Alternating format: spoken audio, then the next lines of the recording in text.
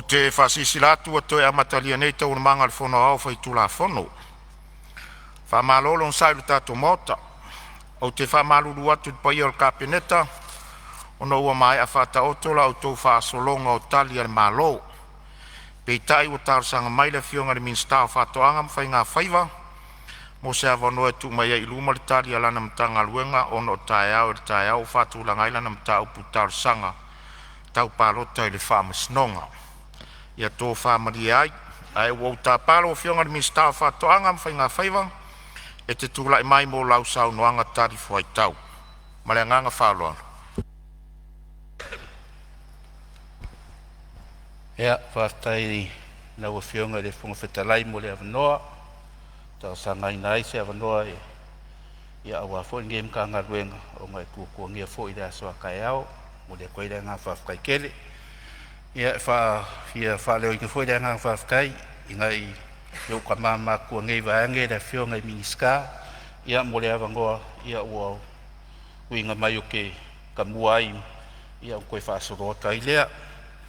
Na ua fionga le whakawhekalai au le whaia se whamakalanga. Se ia ua whiange lava i la muka ngā ruenga na ngai whainkārang ka pua inga. Na ua fionga le mingiskārang o lango. Na ua fionga ai a lupo. Ia ai mai se fo i le pulenga. Na kusunga le pulisili o muka ngā ruenga o whakoanga whai ngā whaiva. Kai ngange fo i na ua fionga le pulisili o le ka ngā ruenga. Ia o kako susuenga fa sa enkisi ia isa mongei ia kapua i mai amal manguia se i faise kala kako mkanga luenga ia e kusai fo i male karafa kawal kupe ia pe o nga kako ia ngei ole a le paia fa va kiule maruli sa fainga ka o lele wa pio ale anga kaukai pe o si fainga si ukila maula. O ngā whaakai leo le whaasao ia magwao a wau kako so kuli le maoka Palemene. Ai whaakai a wau kako whakapai. A ua leo le afua o le kai. Ka ke kuai ngei ai li lia. O vangu maraso ria si papa. Ai sina kauloa e whainga kā mangakula makapungu. O ele sānge ilanga se a kua le ala. E popo e fo i kapu e ele no kapui o moka. O pu fo e fai le ele nge o faleaka. E sala lava inga kapisa fualo so. Ai sea le anga o i nga kakai ki au tau kianga. E sala fo inga kapisa le kupua ma le lao ai lea. Ai sea le anga lea wa e ka i le paia maurunga. O le whongousu a Samoa. E kua koe le lima ma whakalofa i la ua whionga le whongawhekalai. Kai ngange la ua whionga le sui whongawhekalai o le moka. Ia e ui fo inga kako le mafukai ma le whionga le li Palemene. Ai ai le karikongunga. Ia o lo mai moa whaafonga mai lunga o penga ka whailangi. I ngā kungu e mamau ia kako ka kalo pere manga o lea kua ia kaulu. Le longa manga wha maroro. Ia maua se whawhoronga whawhikau. Ia kako whilo ai.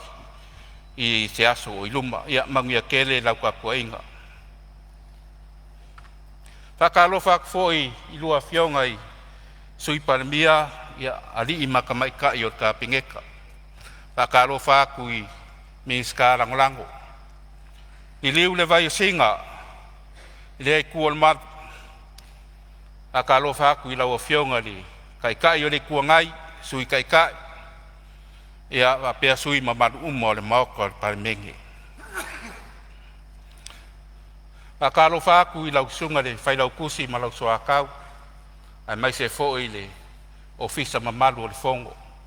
Whafkai mo le ngei kau singa, le ngei a fiafi, ia le aua, pale au o sao ialo foi de kalingo le suo al Palemene ia o mo foi se fasilinga malos fa o i fe au nga luenga o nge ia fiaf o le koe le ngang fa kai kele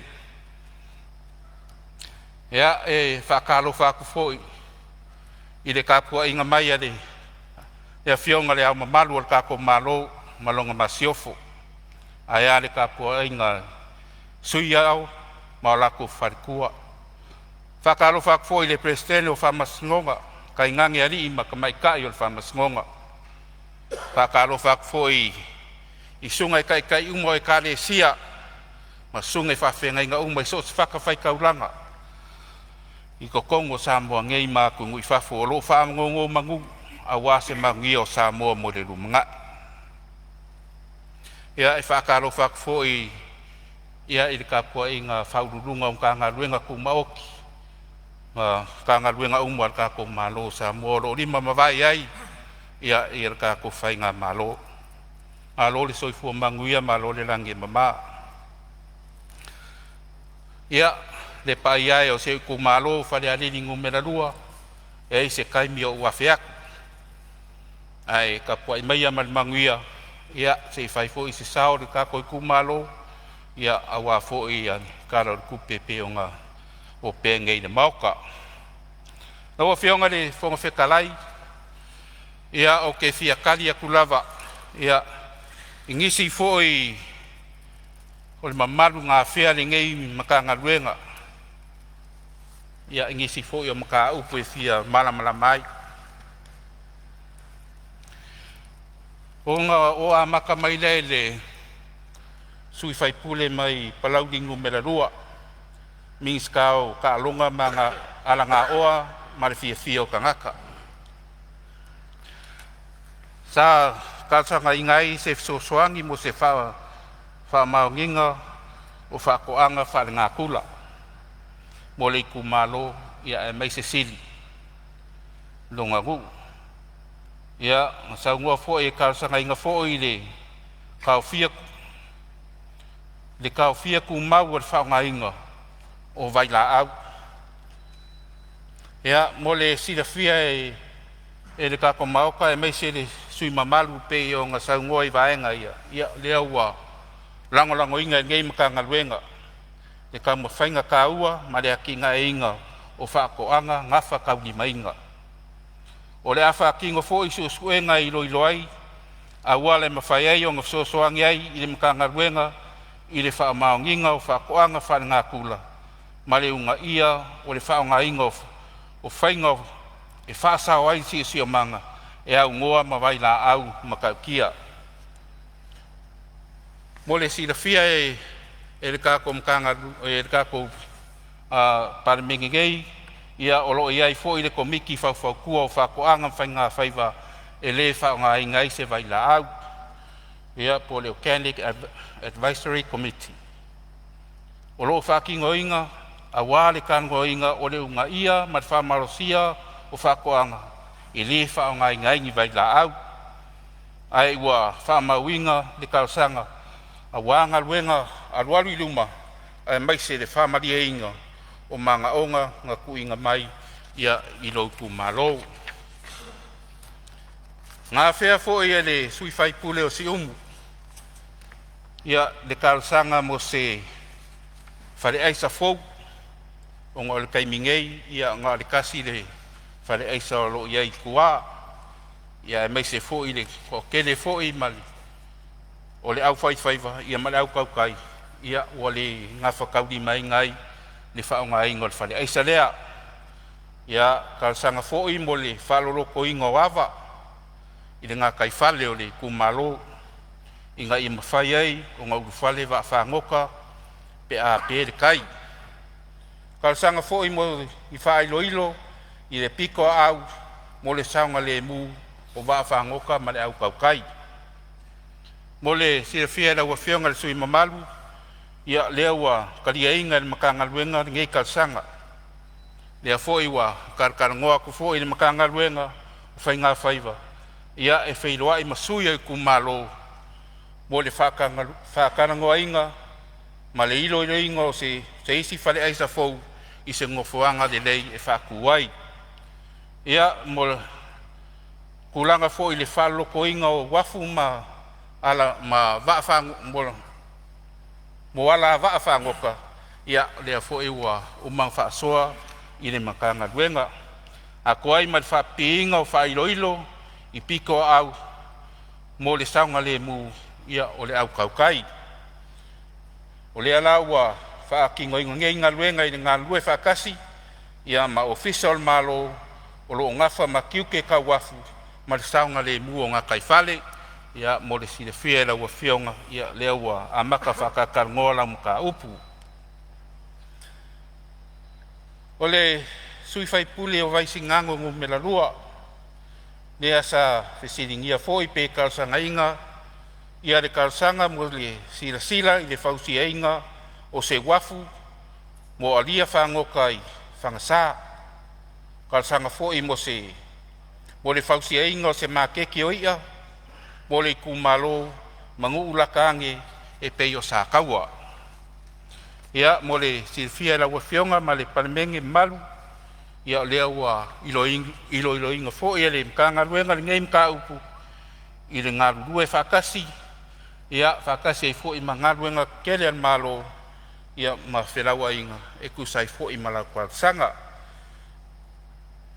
Ia o fia ai fo i le fuafuanga an mkanga luengei i le whaale leia o ngofuanga o whangokanga ma le whaafaingo fia inga ia o le makeki inga o ia a le kumalo ia e maise ia le akungu.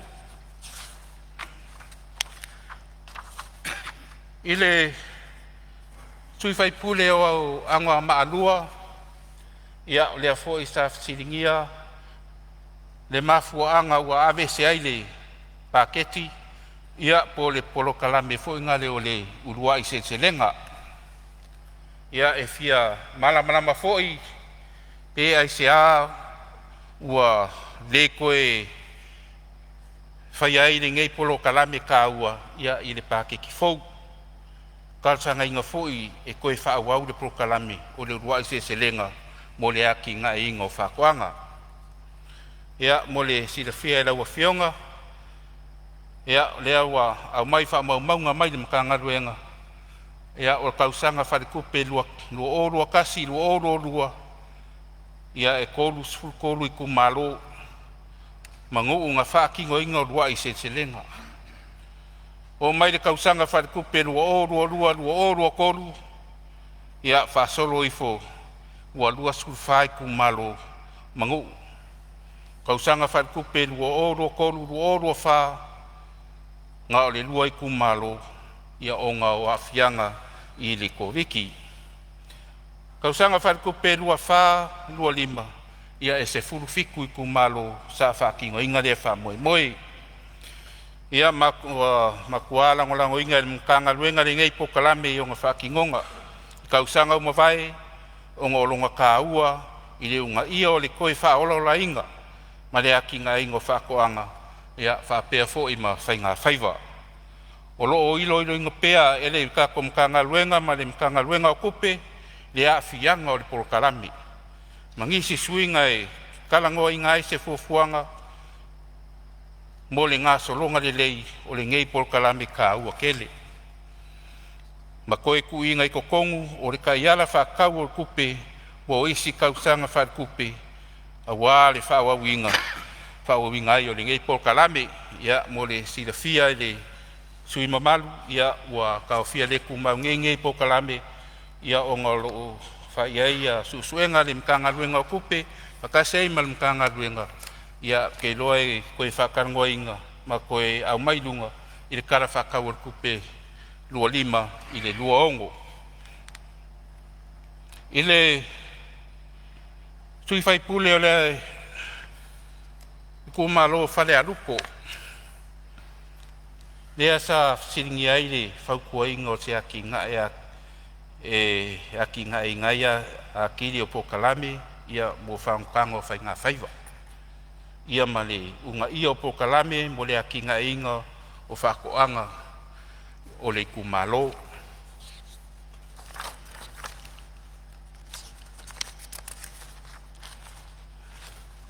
Ia mo le silafia e laua fionga ia lea ua whaamawinga fo ia le makanga luenga le ngei whaukuanga.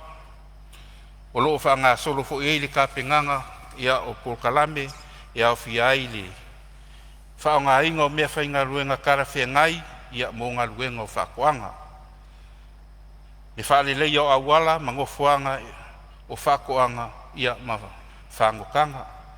Ma le unga ia o whakoanga e whaonga ai waila au whaanga kula i le whaasau ingo le sisio manga. Ia a koa ai ma le kako milionga peionga kui ngaku ia o ingalo a wako e foi ia le fisosoangi al kako malo ia i le au whaifakoanga ma le au whaifaiva. E lui fio i folava le whaifakoanga ma le au whaifaiva e kalsanga ngi lako foi ia mea whaingaluenga ia e manga o iai. O le fisosoangi ngar kako malo ia o loo kui ngaku mo le au whaifaiva mo le au whaifakoanga. I le sui whaipule o whaleaka ngu merakasi sa siringi ai pe ai se a ua ave se ai le 5 se lau suluafe mai le paketi. Ia o le sila fia e lau a fionga sui mamalu o kaimingei o lo ilo le mkanga luenga le koe whaasoa ingo le pakeki mo le kausanga whare kupe fau.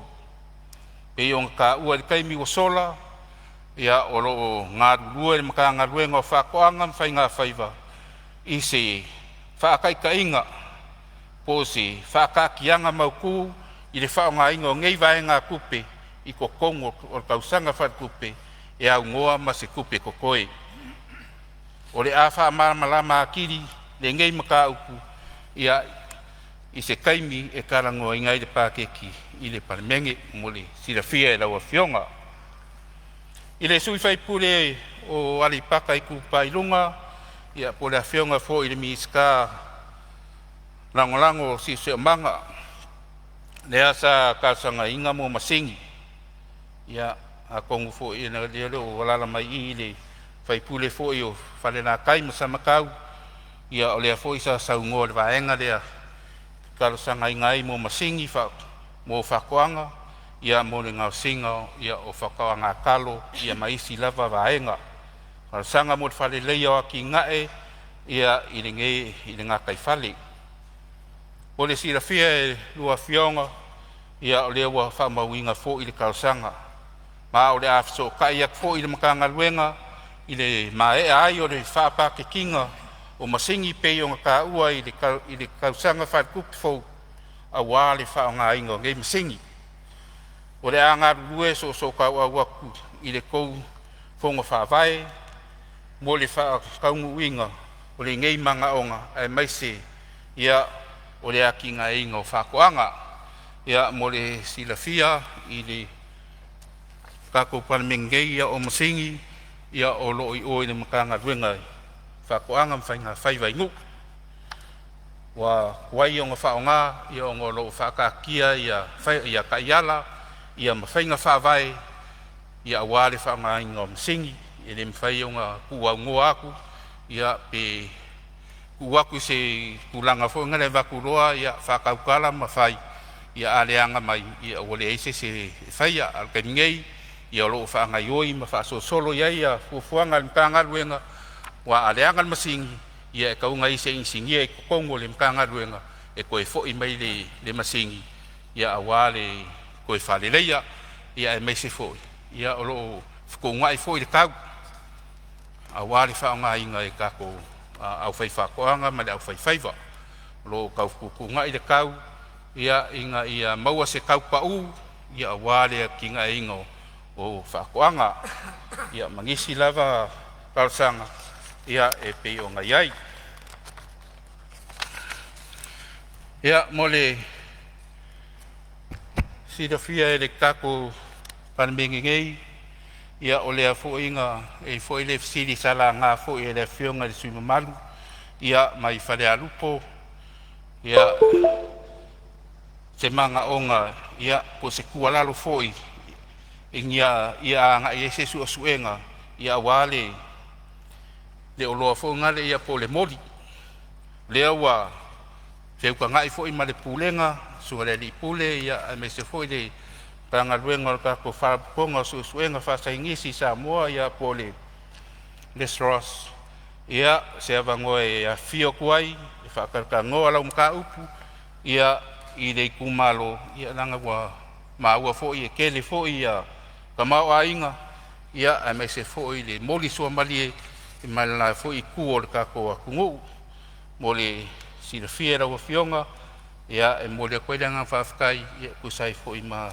lau fo'i ku alalo ia mai se fo'i lau kaulanga langa ia awa fo'i le wha moe moe le ua wha mawinga le angang wha alalo e le mkanga luengei a kongo fo'i le koe pose lilo le sila fia le mauka o le kasi lea o angava kaua le thros o le ngausia lea o ngi o loa fou e wha o ngā ai fua o whai le leanga ia ma whakoanga ma ua maea o ngā ngausia ngisi o loa e pei o le whisky e ngā osi mai le kalo ia pe ngā foi le flower maka e whai mai le ulu o le breadfruit flower o loa e whai ai ki kau mafa e fo i ai ia le mai suka mali koko mawarunga pei o le pepper tea o vai la au e tatafi ai au angi maua oi se siama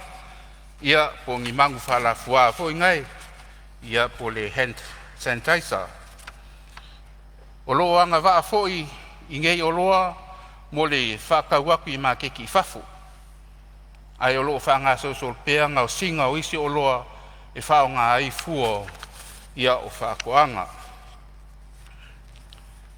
e le koe mamau fo po le kausanga fou ia o ngā whamau kule o se kasi o whale sue e pakingo lava mo le ngau singa o so se mea whakau mafa Food Innovation Center ma o le mangu lau ki o le lako whale sue o le ngau singa o ngi o loa kau mafa fou e le ngaka mo le whakawinga aku i fafo ai o ngi o loa e whaikiki ai a whamai o le lua o maka upu al maka ngaruenga ea nga whaari le whinga ngalo le kaikai o le kuangai i longa pole nga onga ua pauau i nga sei ese le kako o le Ross mai langa nga vakau ia o loo whakingo inga onga o susuenga mongi o loa fou e nga osi mai fua whai le leanga ai ua nga iaku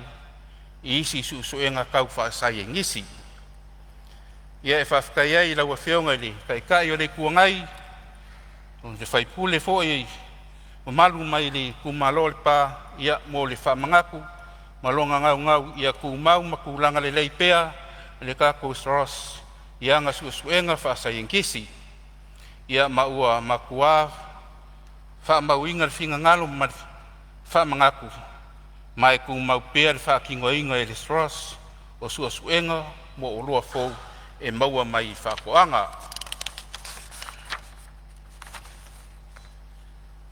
Ia mo le sila fia e laua whionga le whonga whekalai ma le mamalu o le maoka e le ngaka i suenga ma le ngao sia inga o loa fou o anga waa ma le mawhai o ngā ngafkia o loa ua iai ngei le kako whalabukonga o suenga whai sa inkisi o mawhai e le Ross o na whai so se suenga wha sa inkisi o loo whai i isi aku ngu e peo ngi sila ia maau se ka lia o whale sue le Ross ua au sia la fua ma pāsia wha vao ma lou o le ngam ka kia o se kulanga ua mawhai ma aloa iai le kako Ross e whai so se suenga wha sa inkisi e peo suenga wha sio manga suenga wa afianga o swinga o le kau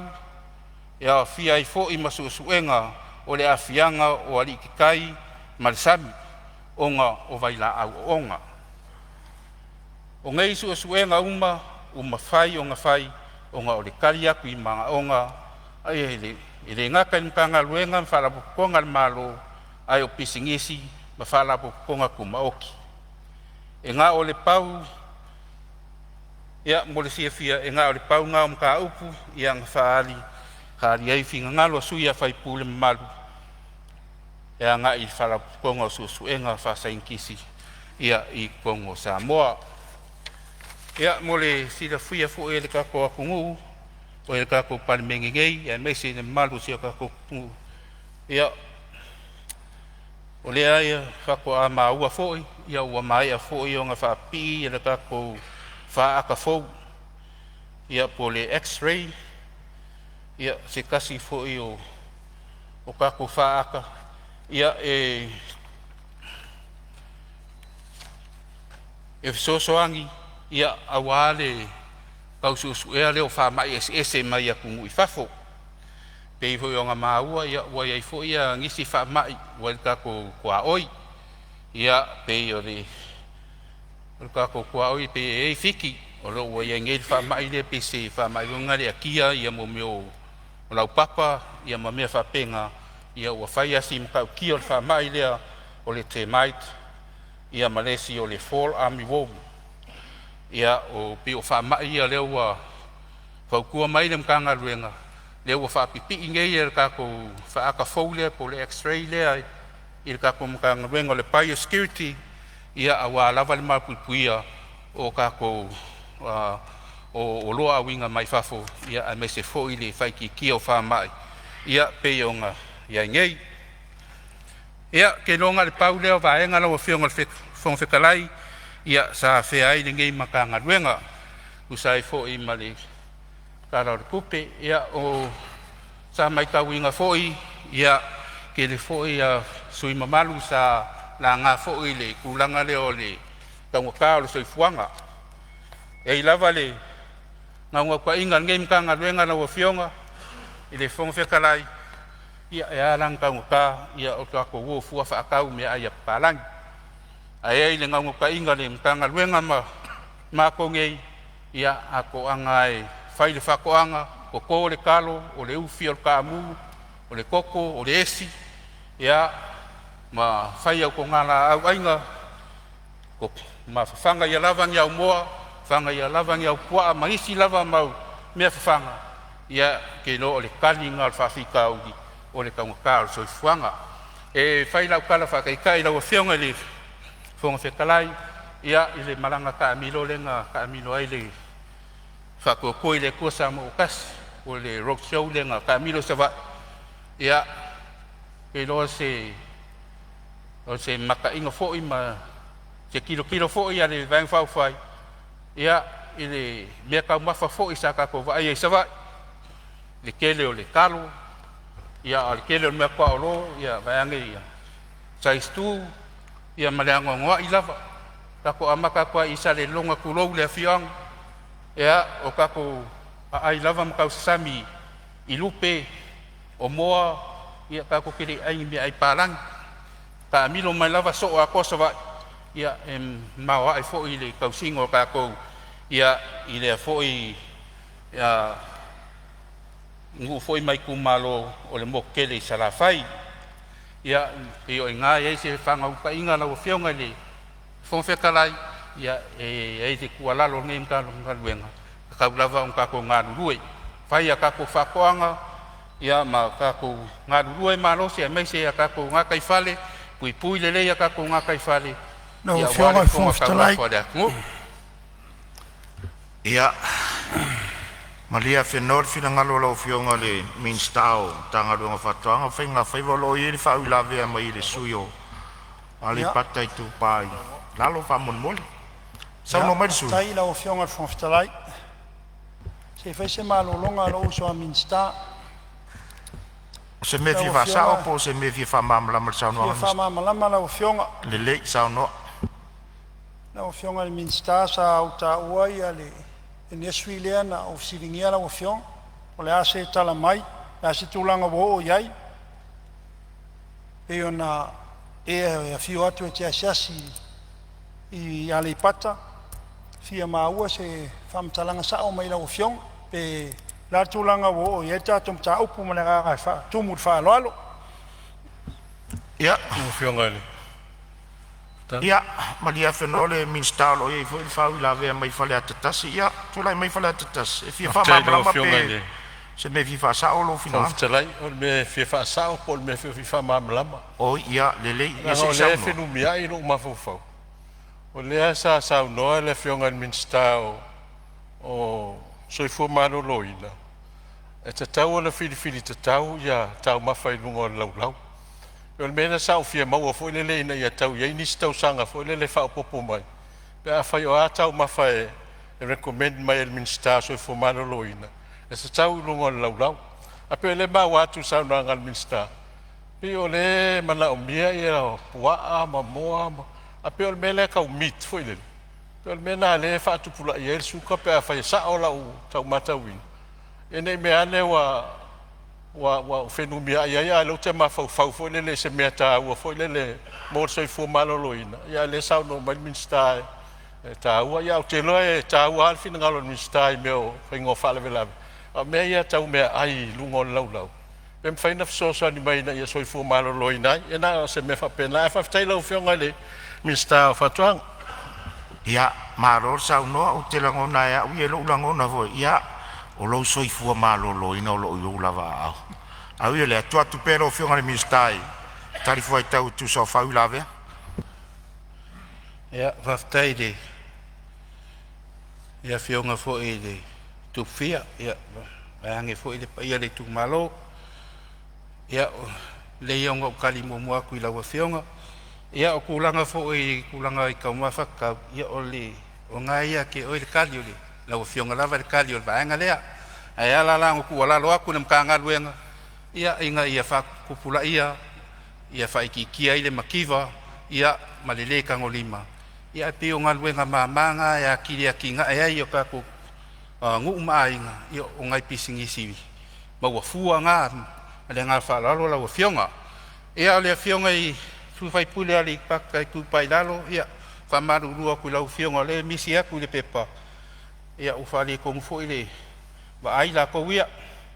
Lea sa kalsanga inga le whausi e inga ngofale la au, ia, po ngofuanga fo i, ia, e whaamili ai, ia, mo meo la au, koko, mo le kumalo, ia, mo le sire fia i lau whionga, ia, kai mingei, ia, o lea lava o lo ngalurue, le mka ngaluenga, ia, ma le mkanga luenga o le ele, ia mafua ngā whangua, ia awa fo i whakingo inga, ma whaamauku inga o le lisi, ia awa le whaangai o inga o le vaenga, ia whaamarurua koe i lawa whionga, ia o ngā lea lava e mai le kali e mkanga luenga, ia i vaenga ia, e wa uma ngā sia pe o ngai saungo ia, ia o le lava sa o koe lea se singa, ia o lea fo i sa sia lea skonga, ia o la e lava e ku mau le vaenga le pe o ngai kau saungo ia, ia, pe o maenga ia pe o ngasau ngoa ia sui mamaru, ia, usai marangei makanga luenga, ia pe o ngā Ngau whionga le whia. whangat whono. E mo se wanoa whamon mo. Ia, o lo o iei le si whau la vea mo le whasau ino le taimi au sau maro longa te isi. Fwoi lo whionga le minsta. Sei tūlai mai a vai maunga tolu. Whaftai tere lawa whionga mo le wanoa, no whionga whon whetalai. O sina mea e fia whaamanino, leanga e ioe le tau whiore nei tu malo, e se le tau o le whausia o whatoanga mautu. E ala iona tala no ato au le si tangata whai whatoanga. Ai i le lau telo le tu malo vai maunga tolu. Ia tai peila o na yo nuu ia o le o ne o matautu. Ua le ai se whanua e ngā luru e ai, ma whai aini ni atina e whapea. Ia, e pe o le mea le tau pi ama e fo i tāra sanga alesi o uso a whai pule mai vai maunga. Mana o mia ini whanua. E le anga e moni ia ma ioelo tā o fia tā ua le whai o whato anga e tua iai ia le tātou atunu. E mea lava e mwhanu tātou tau sia e tātou atunu. Ai o le whale tonu lea. E o le e amana ia pe so mātou vai vainga. Ia isi pitonu u ia po isi ala whanga ia e tono le taulanga. E le aini tua maota po ni tua lawa. E ngā lulu e e mawhai e ona tua i e nei taimi o le taunga tāra so i fuanga i ama le whaalo alo lava lau whionga. Sauno mai lau whionga le minsta. Whau sauno. Ia, whaftaile, saunoanga matanga o fia lau whionga li, sui mamaru mai mga kolu. Ia, o ke whaamaru aku, o mākou ia o ngā whakoanga marku alalo, mari whau kua fo, ia, ae lo ia ilawa kako mkanga ruenga, ia, mo le vaenga, ia wale whakingo ingo o whakoanga, mari ngā whaloalo lau o whionga. Ia, O le si vaenga la wafionga ia ongo lea le lava e saungoa ia ngisi fu o sui mamalu le kaunga kao le soi fuanga mai se lava o kalo ia ma mea kau fai whakoanga o mea kau whakoanga fu o whae leanga ia ma mea whapenga mo le si la fia la wafionga ma kou kua pa solo mai i kalwhakai lea i wai sa whaka ngai oi whareali a ngai fo i ali paka ia o le lava e whai lea si singa ia si ai ia skonga ia o le makua ka ngofi e lava o le mea maka i kua o lo ke va ia isi fai pule ia o la pasi ia o la fa ka mea maka i lungo le awala o nga lo wakuli aku kua ia o nga ka ngofi e luas fuka la i kau kalo ia ai lava ko nga i amalva yaso i le fa nga angari o kalo mai kua ia mo le silafia ia o le lava e ka ngofia ka ko mea maka ma le ngang fa lo alo ia o nga na ufionga le fonga whakalai o nga o mai lea si kala ia i seo ku malo Ia ngai whonga whono. Ia, langa le sa au ta ua me fifa sa. Ia sai tula i mai le sui o whala Tua au le tutu. sa au ma mawhai vanga le o me fo i o me ia me tau mawha ma me ai e mo e tunu tato tunu. Le ua matua sili e tulu tangu tai lo me ia mai fafu. Me so ilai me tau hi awa li a le va i ho ila tionga le mista. Ora al mafuanga. Eu fo italo. Tali tonu lo fiuma. Ia, onga o keimingi o le fu o le u. Ngai ka fioro roi kau kala. Albe mo ia mo kwa kau kala. Ia na ngai ke fio kwa ngi ki. Ia kwa ke le kau kala i. Ia mako. Ia, eu fui au fai. Kamako, ka pisi, pi. Au mo kwa ke le fale ko u lo fiuma. Po la la sau la so si la fia la foi se mai fo kam fai ka kam ka ngalu ngai mea me so la hia kwa le ko ai ya kai ko ka ngalu lu al mele ai ke mi ai ko ai ki ngoli ya mal fala la Ia, se tua tua leva no le fionga le sui pale mi olo tula i mai tu sali. Tula me sauna. Fiona ro te lai. Fa ma wina le finangaro le fiona i le sui fai pule o fa leata no mele tolu. Ia sa te lele ta uoran sa unanga e winga i le tau sui fonga. A me se lava le tulanga o fa tuanga ma le tulanga fa pena i le tau iai. Ia, ele ina ona fa mana tua le sui. Ia, ua fai si ele o te whengo fiele ngaluan manga ma le whangote nei veitau. Wa alu lunga le tutongi o tanga tawhai ngā luenga. A si sila fwoi i ngā luenga i le tau mwhainga sa iei i aso i sa lua tā la tōru sifu. Lua tā la masene. E umale lima tau sanga taluai, paeng taluai. O oi lunga i le whata la valulua. Ia, le tau mwhainga fwoi nei vai whau whai. Nei whainga malo. Tau whai o le onu tā la. No le sila vaenga o te leita maitie. O i ngā luenga whawaitai. Ona ole te ngā whitia i le tau tātou tau tālo, tau o ia. Tūlanga sa iai sa tua iai. Ia, ole te ngā whitia. Le tūlanga wa iai. Pea ona tātou tau whaasoa fo i le inflation na tūlanga whapena. Iwa super sene. Ia, import. Tātou tūlanga o whawhitau inga o loa. Mai loa mai whawha mai loi tonu nei. Mai se voi tōru super sene o. Na ia tulanga tau me ai na nganga le na le na sunga ile fionga ile minsta ia to watu na so sani ainga ia to e fo ia atia e tatu lau ile le a seta pito sili le na tau ta lo tele lo tatu watu nu tatu ile ele fanga ina o se swinga foi lo fanga fa vai lo tau fa ile fanga malu le ngang fa lo Alo vaftai ia atono le o tali le fionga le minsta tu sai fo le fafsili ala o fionga le sui mbalu fale atoto.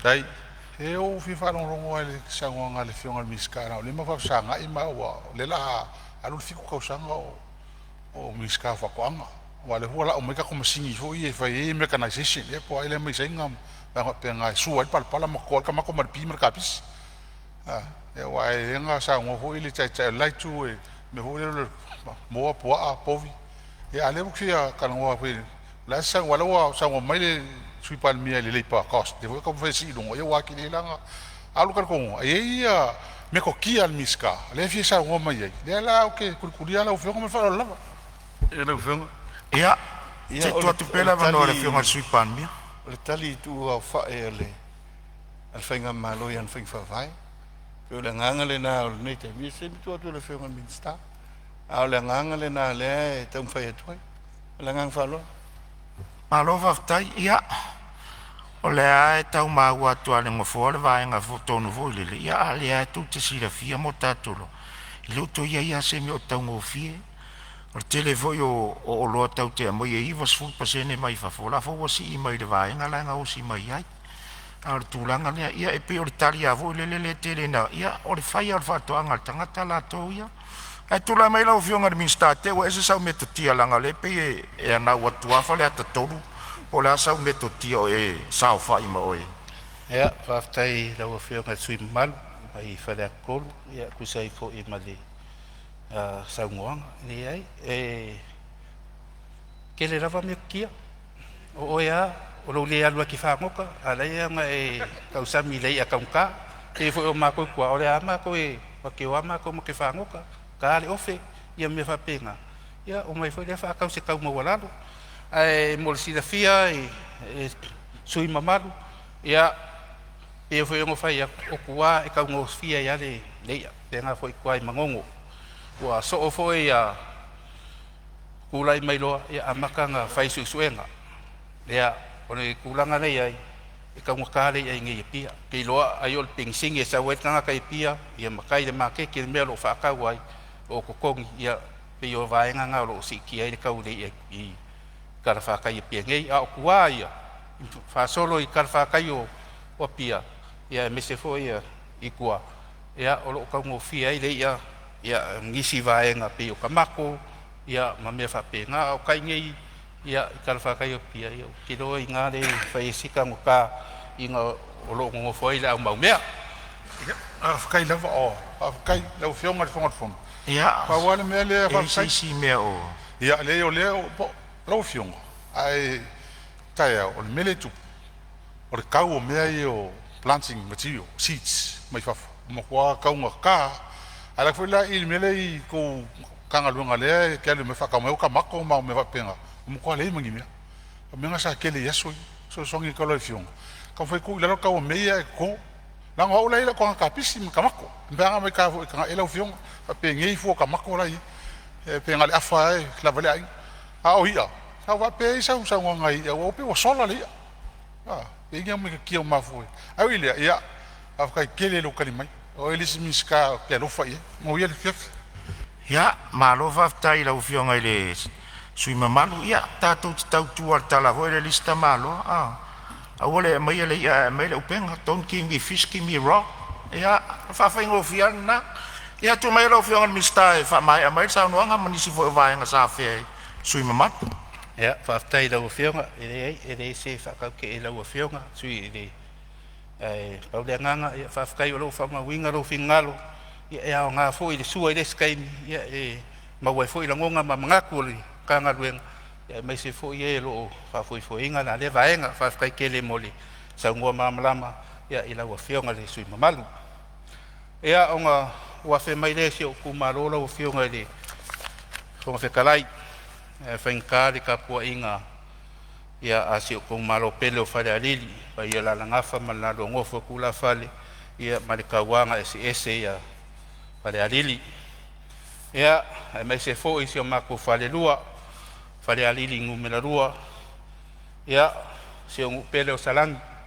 a wale a fio sa whengu i wao ma le lako kama malu ringo a makua ma sa kaile awa ia whaingange le whaiala ia a fio foi a kapu sa kele mo ngalo malo le lua ma le li su leoka ia ala kai foi le malo ko fa ka malama ia pengangi foi le makua ia makamba fa le lua ia ma le foi ala ia a fio foi le kaufia mo kala lei ala kai le kaufa ia ma le laukinga lau le lei a fio foi alo sa mala ulu ma le makua ia la koa Ana kai le whaleongo male lau whikalainga whaakili o le kapungu. Ia ma oe sa whaakili maliu mai ngā po o le.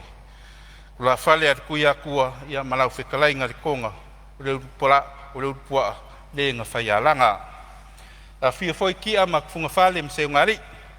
Ia aera kai ia le mamalu le whare koru. Ia o mangaku ia o pa ia o si o kumalo. Ia mai lava i sa poe, kulaelae, salangi.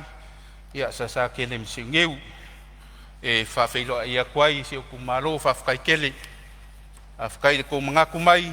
Ina ko sui whakauwa. Mai se fo i le koe whiriwhiri o lo whakauwa. Ia e kaua veinga le kufor ka koe kumalo. Ia ma se koe luang yaso. Ka ruai, ia ongo lea fo i e le ngalu whaafua le e fokuai mai.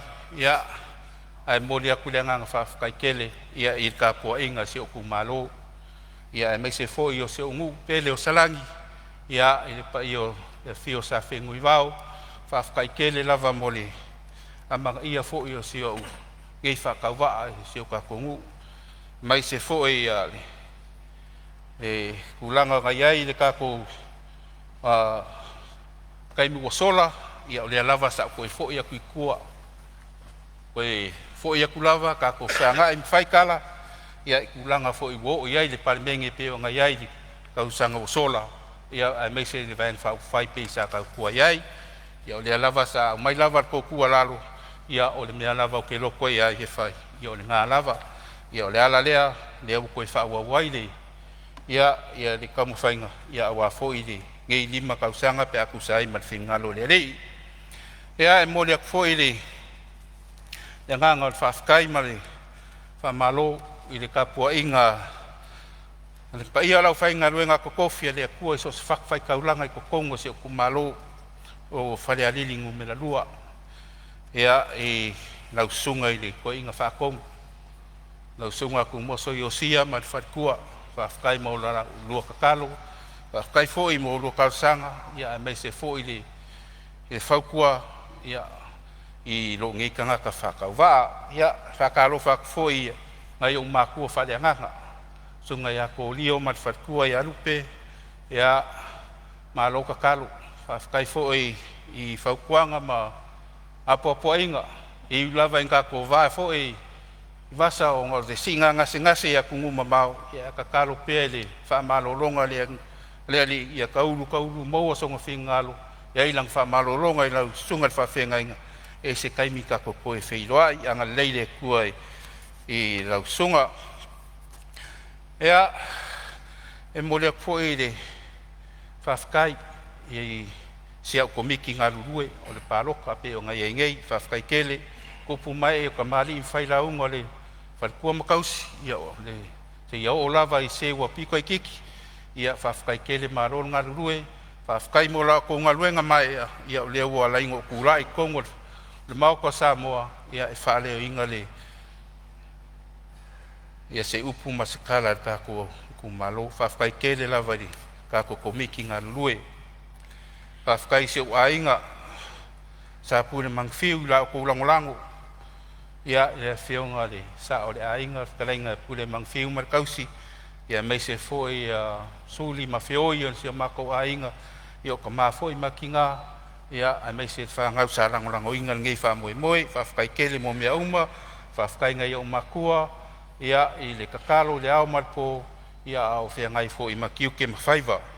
Ia a mei se foi makua si o korua i whanena kai ia kamai a komanga matkinga ia le singa ia mai se lai kua le ainga whawhkai kele mo la o kou soangi whawhkai fo i kakalo ia whawhkai fo i la ingo se o kinga na whionga ia lua whakasanga mangaima ia mare kamai a au whai lo peki ia whawhkai le alolofa mai ia e alai se lengi ma mea uma o sa kouanga le lei ai ngei whamoe moe ia koe whakukumu e lea kua mea u whaonga o inga ngor ko wanga lei whawhkai o ainga umalava ia i New Zealand, Australia ia makungu e mamau i la ko foi soangi mai di whamoe moe ia o le kakaro le au nga whakauwa ia anga le lei whamangia le kua ia kou ia lawa whionga le whonga whekalai maua lo malosi whaafuru inga pēre ko whāmai le kua, ia awar whianga e lau whionga, ia mali whonga usu, ale kako Palemene,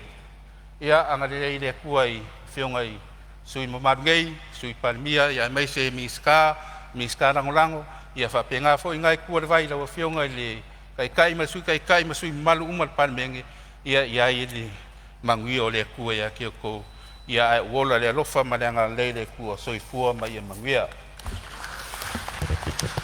Ia, wa whamalo atu whaftai lau whionga le minsta, tanga luenga whatoanga mwhainga whaiva, whalapu tonga suesuenga whasai enisi e Samoa, whamalo ta pena, whamalo whaftai le saunua e tari fwoi tau fwoi enisi o vaenga na la ngai whinangalo le mota.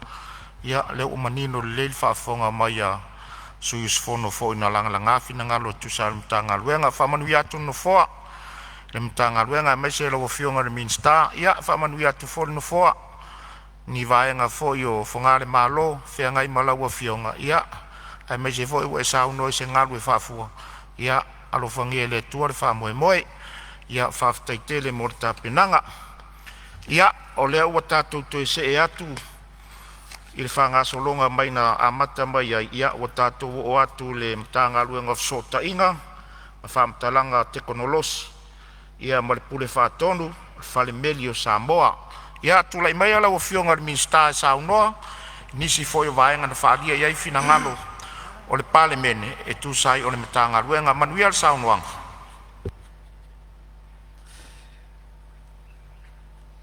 Lau whionga le whonga whtalai, se ua tūpō lava leanga le leima le alofa le atua le nia fiafi. Ma lo le whatotoa, ma lo le tauata. Momoli atu le anganga le whaftaitele lau whionga le whonga whtalai, mo le awa noa le neusu ngā whono. A le tapo inga mau, le ne fo itu malo. Lau whionga le minsta langolango, lau whionga le lua sangato. Lau whionga le ofisili langolango, le vaenga maoti, sota inga. Lau whionga ngisa, le matua, le pule, whatonu. Whionga tavui. Awal pule ngol Palemene, tatou malo. Lea ua tafe iuta, e la lafo i tai il sa, ma ua sa uni fo laulo tatou matanga lua.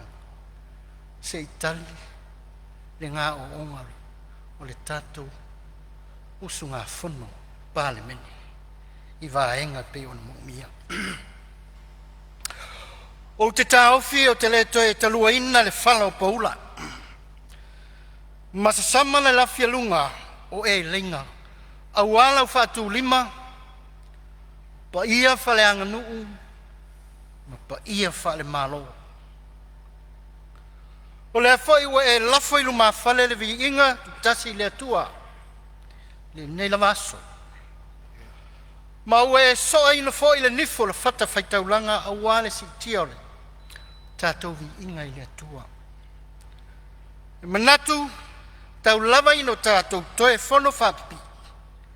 Ia tu maua tu lava i le tua, lona lava vinga, ni e o le whaava vau. E tau ia ino o soli, whaali wa aiso lingo le whungatia, o a lele ua malu maunu. O Samoa, o le mai lava na tatau mai le mata whanua, mai posa me, se ia pa ia le si u whanua nai le lua loto ali. Tulou na lava.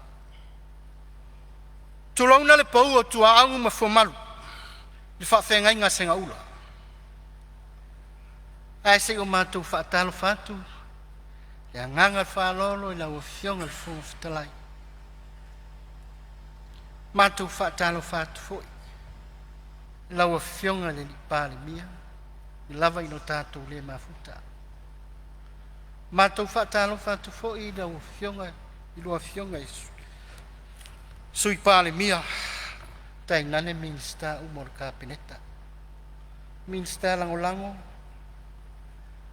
Whātalo whātu fo I lawa whionga ne. Tai ale tuangai, whionga su tai. Male mamalu la nai tu vai. Whātalo whātu fo I. Whionga sao whapito, tawai tātou le mafuta le aso. Ai tai nane su tu tasi. Whātalo whātu fo I whaurunga. Tanga runga malo, whala tonga tu mot. Te fo ina mātou whaatalo whātu, lau a whionga re. Whai lau tu sila whono, ia, malo sua tau tai nani lau malu. I ole. O fisa la whono. Sio tu malo e, ia, tāpua I maia mane manuia. Ai se I o waloane lau tau sui. A wafi na ngalo whaalia o le mamalu o whono uso Samoa. Ilana paia ingele nei lu sifulu male valu. Wai se whaafetai lau whionga le whangwhitalai. Manatu o se lau le lei fo I le nei. Whongai nai se whaafetai alo utu malo. Lau whionga le Palemene. O na wafea le nei tu malo I lau tō wha. Mau tō whinga wali nei tu malo. Whaafetai tele. Whaafitai lau whionga le minister o tupe. E nane foi lau whionga lo fisili ma le mamalu lau fisa. I nau lau tau ngā ruenga whita ma le mai ea. Rea ua mātou langolongo inai. Nei tu malo. Ia le tala whaatau o le tupe. Ua oru lima, ua oru ono. Lau whionga le minister langolango. Ia, tapua mai ea. Lau whionga le whangawhitalai. E na o le toa wha lama whionga I sui mamalu na whea I lātou saunoanga ia le nei mata ngā ruenga.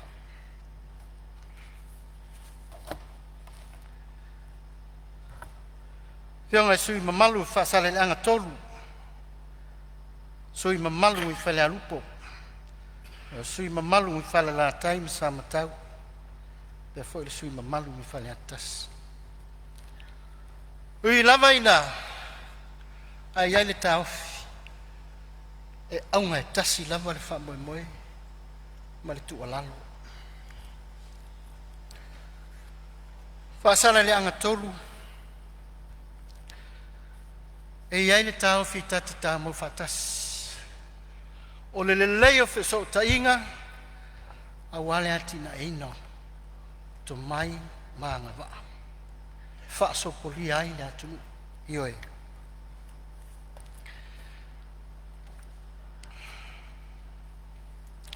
Pea ona mo o mi ai se wha o inatu o le au nanga o le so ta inga I o tātou tu malo.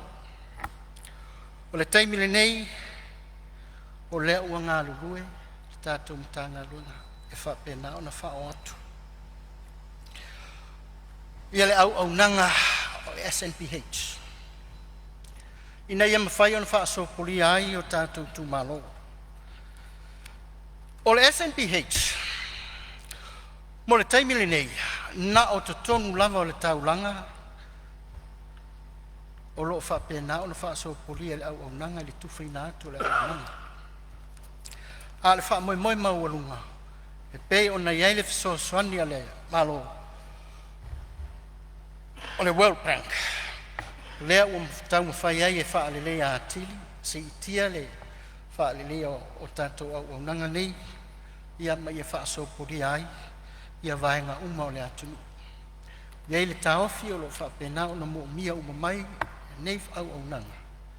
Ia awale wha atino mai, pei o a onga, wha le mai, ia inu utua, ia ma tātou motu I savai. O le SNPH na sina tala I titi lava. O le SNPH pe ona mo whaatuina e le rua fesfutolu, rua fesfufa. Ia mai le nā lama la taimi. Sa whaatuina ai ai na fua fo I le toa tele. Le pe o le whaataitainga toa tele o alo ma whanau I tonu a anga taitasi. Pei ta. Ua mai tauina, ia ua whapena fo ina si itia le tūlanga fo i numero, le au whainga o tamaiti. Ia e whapena fo i la ona si itia ai, whapoponga le whao atu, o le au aunanga, ma le tautua, o le afo i au aunanga.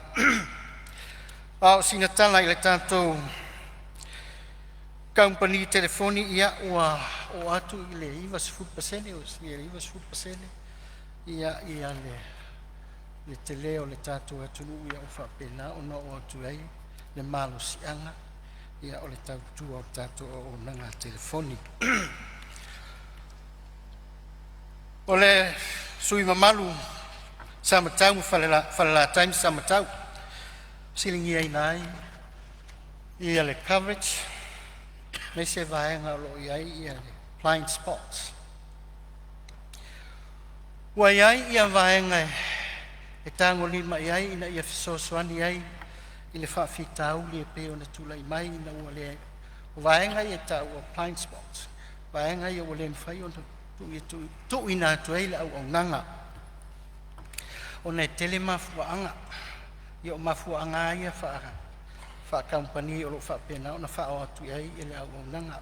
Ta lalo lava ia le whatinonga o le peo na iai le ngā ruenga o whengai nei ma le tātu mata ngā ruenga le whao ina atu o le alawa o iai le fuafuanga ina i whapena o na whaasopuria i le fui tu. Ai iai vaenga o lo whapena o le tango lima iai. Pe a whai o a fia ia sia vaenga i le au au nanga i le taunu ina atu. O lo iai ia le tātou ala leo ia por company satellite leo SpaceX ia le whao ina atu le satellite Starlink ia ino whanga ia ai e iai on tau ia mo le au au nanga ia au se vaenga na whai ona tātou ia mo le nei taimi ia au whapena o tau whai atu le tātou matanga ruenga whao atu ia le au au nanga. O le o ngā ruru e ai le official pule whaatonu ma le matanga ruenga e una ia whale telefoni i se awala mautu e whaatino ai le atu langa e pei o le tātou Universal Access Fund. O le neisele e mawhai ai le malo o na una ia le leo au nanga tau telefoni i vaenga ia le aini company ma fai ona ave ina tu ai le PCS ona fai mai ngau awa ele ai ni tangata ona no fai e to la haiti fo ila tu o o mo o le au nanga ia o lo tau fai ai ina ia fa pe on fa so puria e tai tolu masina ma fai lo ilonga e tato kul fa tonu por savai e fu ai le malosi o la au nanga telefoni ia la fanga amaya io na fa pena fu ile ona felonga ia mai au nanga e fa ai lo ai le tau ungo ia sa i lunga au le fa fita uli lo fe ngai pe ma kam ni telefoni pong fo e te fa tuina ia ai faisina tu ai o le tali atu o le tātou ofisa o le puma. Ia e ta iono masina, ia o tā lia lava ia vaenga. Ia a o lewa na fia whaatino ia fuafuanga a tātou company. O taimi pe tusa male, ile nei taimi. Ia pe tusa lima se funu. Ia o loo vai ai, ia le au nanga. Ia ile whaatau ni ngātu. O le tātou au nanga. Le pei ona iai le lipoti. Ia ma o se taimi ia ona whapenale ona tau rau inatu. Ia vaenga tonu o lo whapena ona vai ai. Ia le o atu lea au nanga. O le company titisau. Ia o lo fuafua e whaatino ina suinga o lātou pau telefoni i le lua afe, lua se furu malefitu. Mo le wha le lea lavo le au nanga. Mo le company Vodafone le vaenga tonu le blind spots fale alupo. Ia o lo fuafua le lātou pau fau. Ia e whaatuina i lau whanua fale alupo. ina ia lelei le fo o tau o atu ia auaunaga o le sui lava mamalu le afioga i le afioaga i falealupo i tumalo falealupo ia o le auaunaga i le tuap ma le faalelei o pou faasalalau i oe o le ituasau falealupo a lataua o loi ai pou o le a fesoasoani ai i le mataupu lea i le vaivai o le auaunaga ma o le poloketi foʻi i faaletupe o le lalolagi lea i siiti ai le SNPH o le a tagaʻi foʻi ai le faatinoga o vaega mo le leitiou e ui e loo lelei ia le amo a le tatou tuap ai ai foʻi le talitonuga o iai foʻi le auaunaga i le famo ina ia faapena foʻi ona faalelei atili ia mo tatou tumalo ia o loo faagasolo le saʻiliʻiliga faamautu ai nofuaga e le oo iai le auaunaga le lua api ia ona faapena foʻi lea ona feutagaʻi ia ma faatugini masini talafeaga ia mo le faao atili atu o lea auaunaga i maota malawa Leo fionga le fonga le fonga. Ia, Maria Fenor finangalo o lau fionga le lista o lo ele faula veli. Sena vai. Le va tai o leo. Fala toru. Me moni Se lava me fia fa mamlama po se me. Me fia mamlama lau fionga. Wan me moni lava yo matua te le fa le tonu tato o nanga te mini internet. Ia leo sa no lau fionga la tau fai expand to le SNPH on met tau. Al melena pa le menanga sa ngo ngile le poma i lo i fengo po o le wo vai ku kala ku pele menario ave se ako nga ku penga se la mu ku puafi le fa nga fai ko location ati ti sao mal vo phone o le menga le sa e tel tonu o phone nga fa fi kaud o ye vai nga pa o ila lo le coverage ale vo phone ia ngole ku ula ku masingi no ngol po o ti sao e ko locate e fengo fi ele mo lo le simea o le ua saule Starlink SpaceX penga sango kasi nga va nga ka ua o ka encourage pa fa pe so soangi ye ka ko ar kulang ala va ye kulang al coverage ya fa ka ilo fiunga pa fesco nga nga ma ka nga nga compagnie ke fongi wengi o mo kwa ke le ar fa le kom ya la fa ka ko tsui cable marine cable ala nga mai nga ke le capacity le link fa nga ya mal fa la lava after Lo veo pe musa no. Ia, tu le mai lau fionga sui Palemene. Aftai ya ele suma malo falata. E tu sai ole fa fasili mare tulanga pe ona yai. E ta ua i ole vaenga le wo yai le. E fionga ile. E min sta. E me se foi ngā luenga pe ona to mai pa inga talwai. Ya le sa to sila ile fenga malo ia nei swinga lai ti fenga fa vai pe na yai antu tu ar sa no ngale fenga il fel su fa la te pa intelwa le foto sa no il pole nei tato collocation filme vai el ti sa tu no vol phone so tu lang fa pe na pe tai ol vai le la ngai lumana e fa solo na tiliona se alpe lu mana onga ia o le tūlanga o le ICT e mai se foi ia le tūlanga o mana onga ia o le performance a tātou company nei ia o le ua saul 4G le ua o 5G wa mata ona tau ta atili swing o equipment ma le swing o po le ala tau fai share le responsibility and malo wa le au te le ale tupe al malo le wa alu i co-locations tūlanga fa pena ai te tau on tilo lumanai la le tulanga tal fengai a se sila fu tato digital TV ya le nga fatia fo le fu wa le tu pen malo ai sia le technology ili tau mo fie a le tulanga nga le fa tasi tato ya male company ya ile fare le ya til il sa no nga le station company journal o le ICT side events sa fatino. So let's sponsor CTO Temule Commonwealth.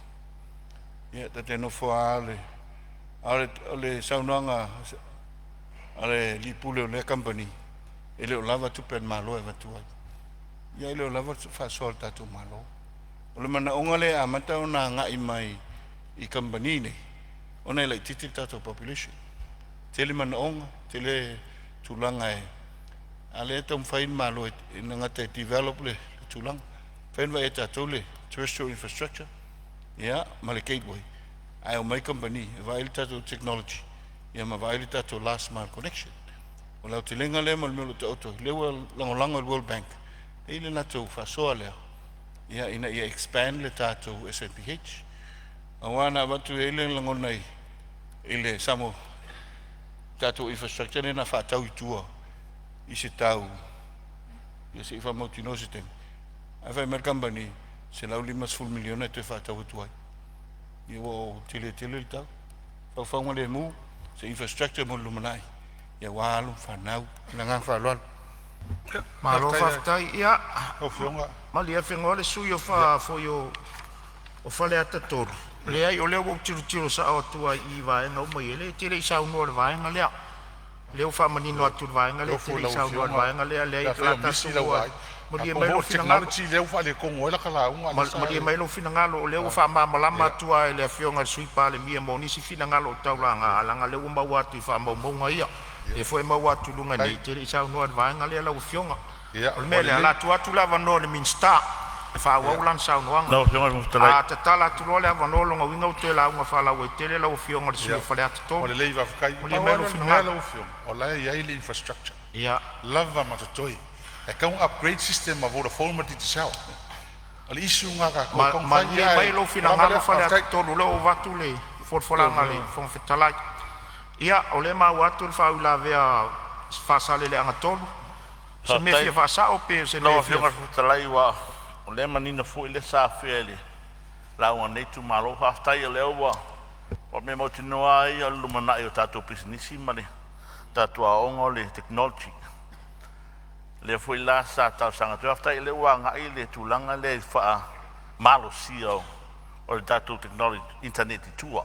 Ia aonga manu. Tau whale alupu. Al me moni ai. O tu tono taulanga. O tu atele o blind spot. O maalifa. O le vale I samokare. Sawa I taia o mai whai ama motu. Ai whaftai lo whionga I tūlanga le lewa vai e. I te fua ma tere tua. Asi toi whale le a tiri tono taulanga mea lo. O whapena ana whai e tatu pisnisi. Ai whaftai o lewa man ia mai se tu alalo nei tu malo.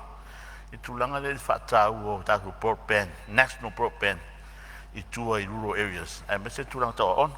Ia whaftai fua lewa ta ua sura whai a tōru tūlanga le Starlink. Pen whai ona anga ia tu ia onga le vaanga le walewa. O pruvene mana ia tele le vokalame le Starlink. Pe se fua le malo e. Pe na ona tu whatu tu ia onga. Pa pe na fua ona anga ia ele tau tua. Ma se au nanga mai tunu tua. Whaftai lo whionga whaftai. Malo saunoa. Ia, tua tu pele ava no lo whionga le sui pan mia o lo tūlei mai. Le na le sosonia le whionga ona. Le whionga le minsta. E to a wha o Aso mena Aso. Ia o le tapenanga le whatutua I le tua sa moutas. Mai le lata usanga le wa mata o na ngalue ai. Whamawina le tūlanga iai a sila I saunanga le whionga palmia le sa il pai inga luna sutfit. O le lumanai le o le technology ma le energy o tātou.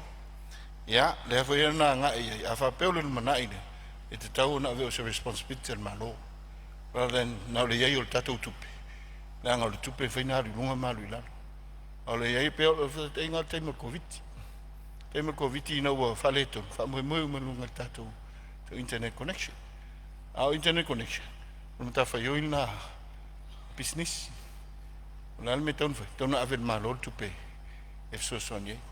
Pe ta ea whapeo le infrastructure malo. Whenua pa ula te co-location I e vai aso. Pe ia masin. Pe tau sanga ato. A o le awala le fsoson e toi. O le tau share the responsibility. Pisinisi male malo. I le tūlanga o le tātou technology. Pe o le nganga lea. Ina ia toi tau mwhai e toi tapue. O wawele alu lunga technology.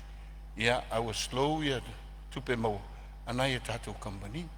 O le nganga le tau share responsibility. I tūlanga Starlink. Whamawina le nganga whaftai. O le tari le na au mai so swani tātou business. Au sa moa fo. Au Samoa e 5 la Amerika. E fa tu sei nisi ma tu no le Pacific. Pa wa si tu langa lai dit.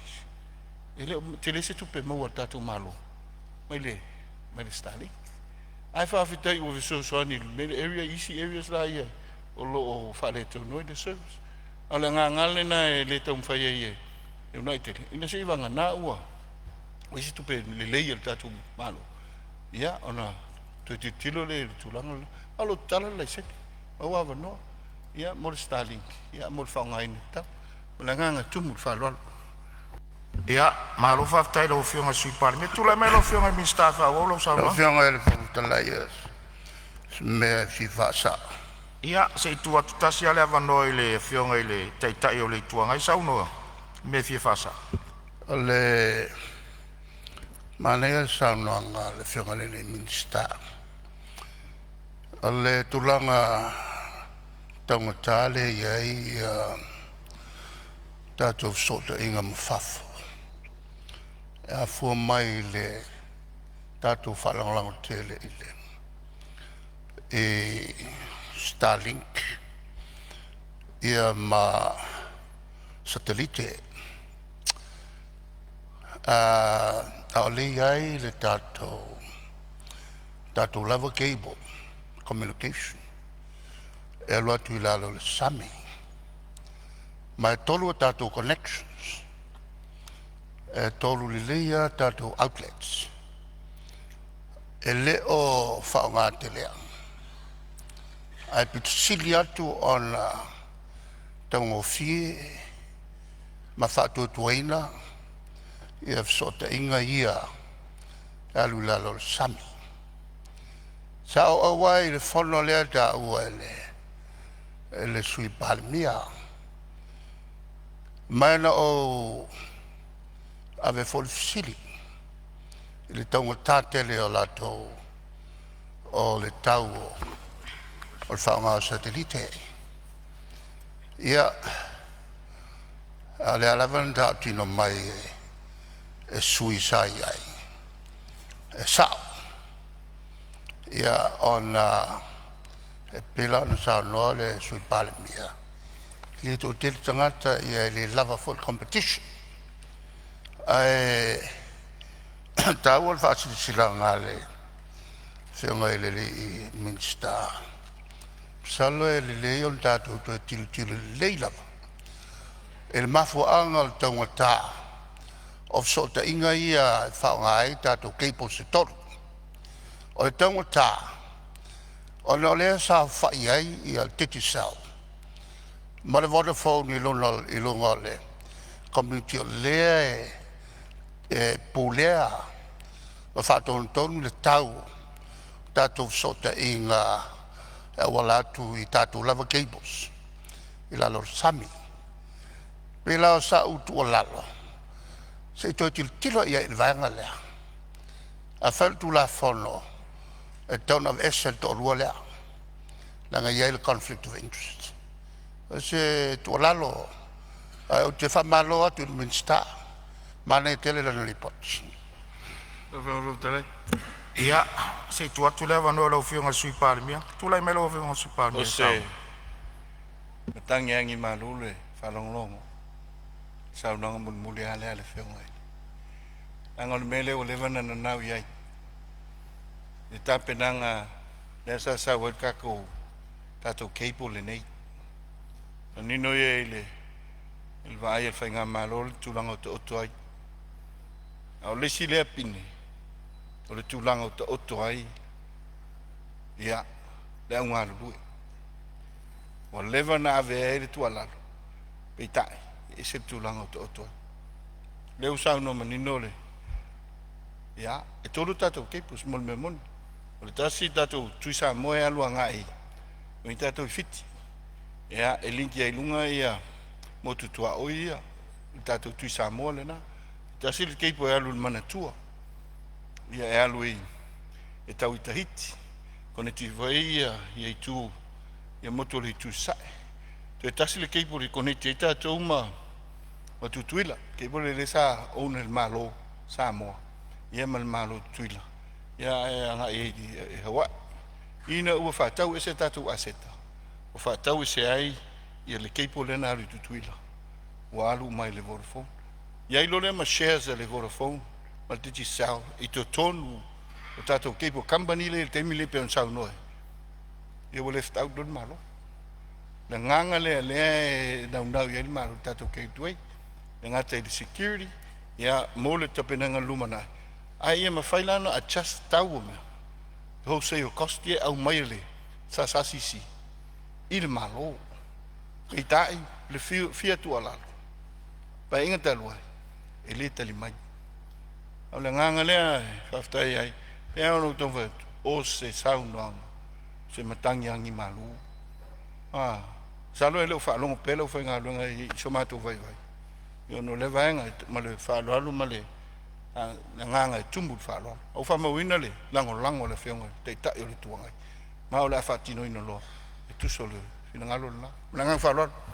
Malo whaftai sau no mamlama. Ia, tulai mea lau whionga le minsta. O whionga le. Whawau sau noanga.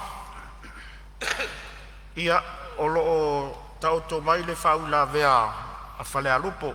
Ia, se tulai mai le sui a whale alupo e sau noa. Se me fia whasao e anga e sau noanga pe fia whamamlam. Fia whamamlama lau whionga le whonga. It's a life whaftai mo le awa noa. Mo wanju ina atu whaftai tere lau whionga le minsta. Ono lamana ia se talo sanga le nei usunga fono.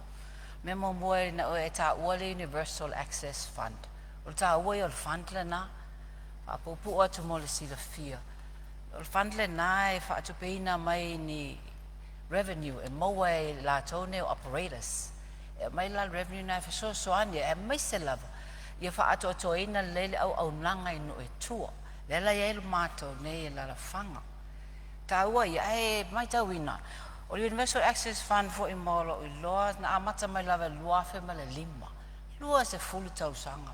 Ia la e o mea nei o le lava e tele ni blind spots i whala lu polonga e le o whaonga ina e le wahanga nei operators nei le tupe taua na whaonga ina wha lei a tili ai. Mea nei wai loa lava e mātou nuu tu low lava. Mea o blind spots i whala lu. E la tu loa le fia whai start telefoni taua. Tu le lei al ta vale ona le clear lu matu i ole. Ia ele mwhai ona whai e whapena ona e inconvenient ele fisosoani fo ele ola le lei ma maua le lei fiso ta inga. Lona lua e ta ua le Starlink, ta ua ia moni lava. E o lava ispisi nisi ele o mwhai ona affordinga le Starlink, whawhela na afford e o mātou tangata i tuai o. Ai tutua se fisosoani. Pau ngai fo operators nge ia ini se leni o lo fa nganga le malo subsidize sai ia sosoani e fo ila ia mato nei no tu em fa ona afford langa le Starlink io sem natu moli o 2AP ala ila wana wasem natu 2AP esel tau ona mato ma sanya nga fatia e isi sai me lo le la vale tau i tato atunu ne ya o pe ya fa zero time. Al taua ia o 2AP, ona nai moa tuai tala. Ai le moa se connection, ona o le tulanga lava lea le o le signal. Ia mal whaaloalo te le, whaftai te le lau whionga ni sta. Ma lo whaftai sau no le sui o whale alupo, ia o whaafonga mai lau whionga ni minsta le naunauta inga o si o tatu i tu malo e mamau i tua. Ia ale alafo tu lava i lau whionga tu sai fo o lau whaafonga mai i maftianga o whale alupo. Tu la me lau whionga ni minsta whaawau lau sau noanga. Awa whionga le whawhatalai, o le atu le whawhataitele, sui malu o lena toi sau noa wha o popo i le, mai le sau noanga au tu sai fu i ma le tatou talaru tupe. O le anganga e pipi i whaatasi le loto ma le fatua, le mea o lo sau noa iai lau whionga le sui malu whelanu po.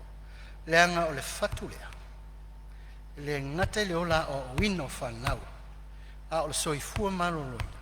Ai tai nane le tamao ainga le tunu ai au te pole o la ata mwhai ai se au la vave ma se taimi vafe ia e whapena ona tali whaftai tele lau whionga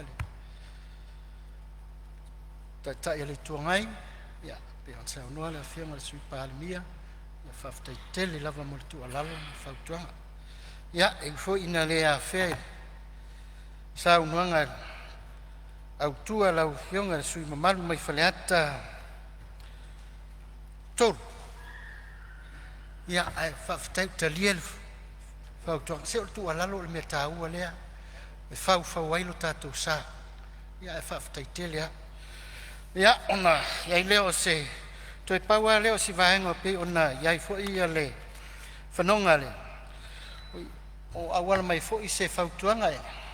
Sui mamalu mai whale alupo, tai nane le sui mamalu mai whale atatas, au atas. O le fiso o tainga, maringa ngana, wha ina, i le tātou social media. O le se whaitau iai le nei vaenga. O le tātou collective responsibilities. O le tātou ngaluenga whaifatas. E tau fua se manatu ona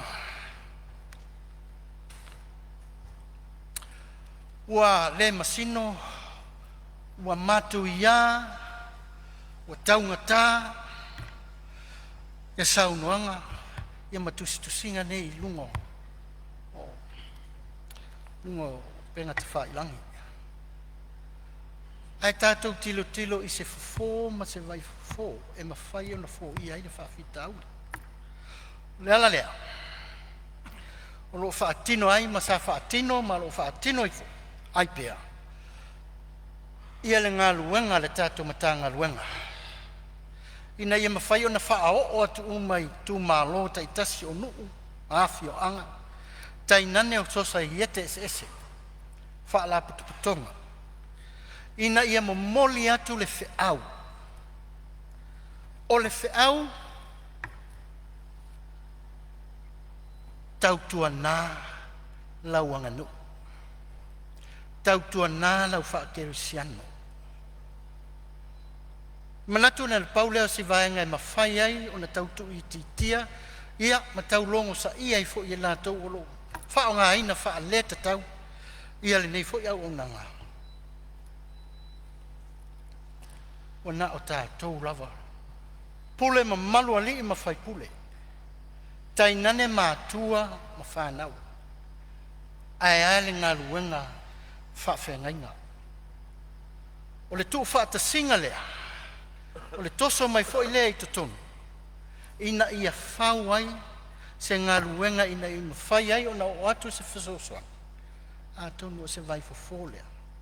Ina ia o la o ina le mawhau whau o tangata.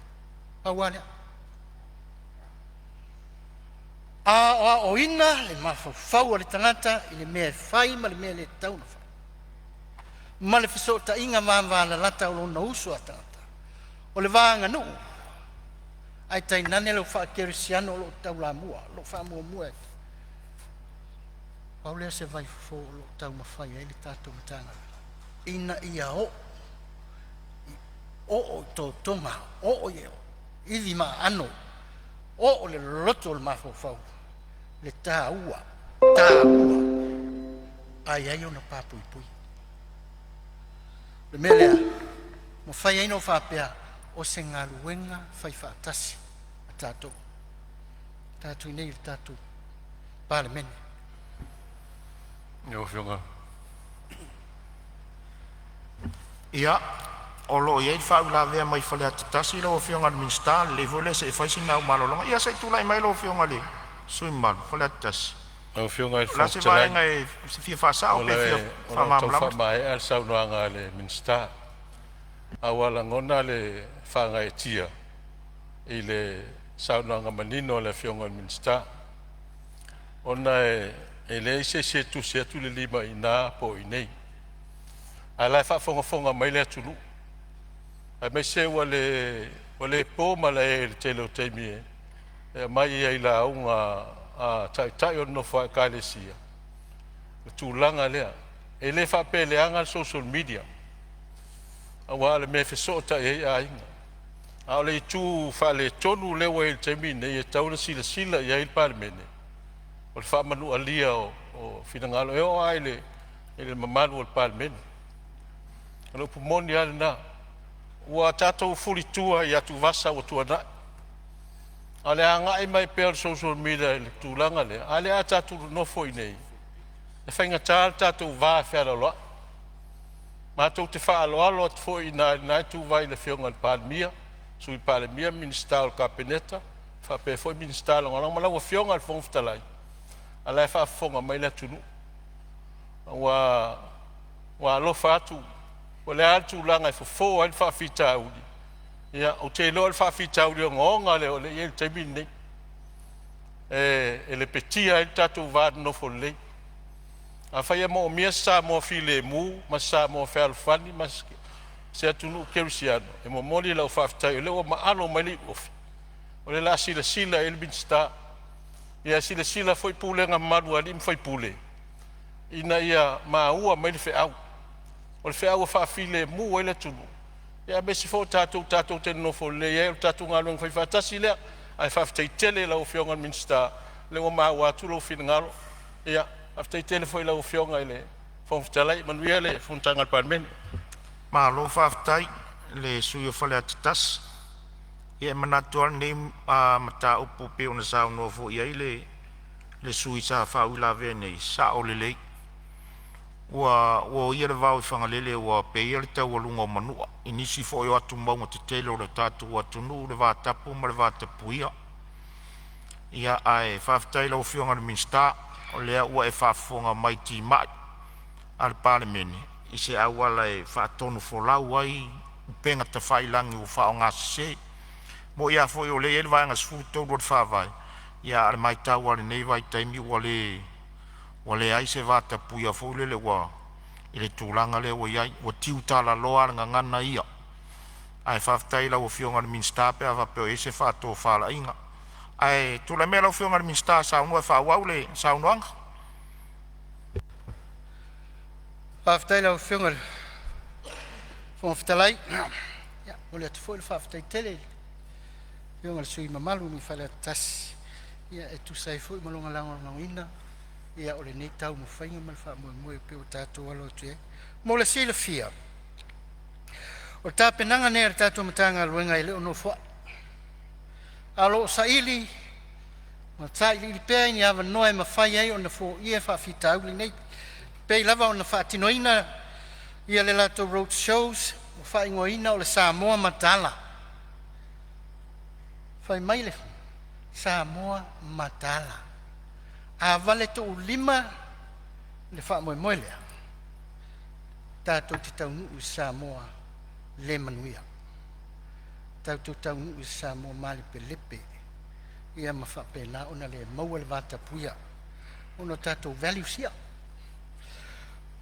ia o le vai aso foi le nei pe ona ia amatalia mai le aso ana naf aunga saunga le mu ma malutia au wala ofiso tainga mana ia o le fa malo si au le sunga fa fengainga sa fengai mole amataina le lotu la sona nafi pa wala ofiso tainga o keriso ma ole nau tainga foi le na o i o le tau fiso ta iai le tatou manulau ti o lo tatou taunfai solo ia vai mai sa moa saunga le mu sa moa whealo fani sa moa le ainga o le aunga lea le la fa taunu ai le vai aso a tole nei ia le latou fui fa lau iloa te e atu ai ia fa mausali fa mautuina malu puipuia saunga le mua o wala fiso tainga ia ua manatu o si vaenga titi lea ua mawhai ona o mai